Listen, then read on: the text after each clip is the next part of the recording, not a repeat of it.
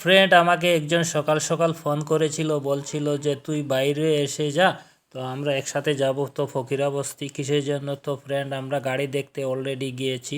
তো গাড়িগুলির মানে খুব সেকেন্ড হ্যান্ড শোরুম ফকিরা বস্তি, আমাদের এখানে হুজাই যেতে পাওয়া যায়। তো আমি আর ওনাকে নিয়ে একসাথে গিয়েছি ফকিরা বস্তি গাড়ি দেখতে। ওখানে ভালো ভালো গাড়ি আছে, তোমাদেরও যদি লাগে ফ্রেন্ড তোমরা নিশ্চয় আসবে, গাড়ি ওখানে পেয়ে যাবে।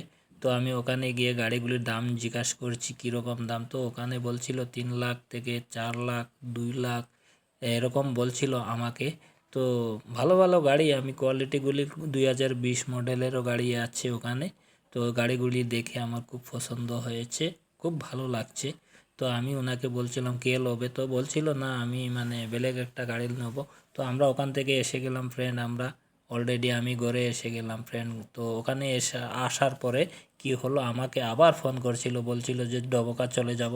তো আমি বললাম কিসের জন্য? তো ডবকা গিয়ে ওখানে গিয়ে মানে কালীমাকে নিয়ে যাচ্ছি। তো ওখানে গিয়ে কিন্তু তোমরা সবাই আসবে ফ্রেন্ড।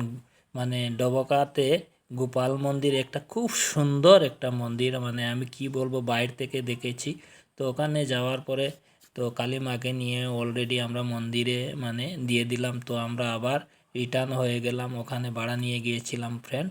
তো সন্ধ্যা হয়ে যাচ্ছে, তো আমি বাতিগুলা দিয়ে আর ওখান থেকে আমরা চলে যাব এখন মানে আরেকজনের অতিথির ঘরে। তো অতিথির ঘরে গিয়ে অনেক আনন্দ কথাবার্তা, খুব ভালো লাগলো। ভিডিওটা পারলে শেয়ার করে দিও ফ্রেন্ড। Bye bye.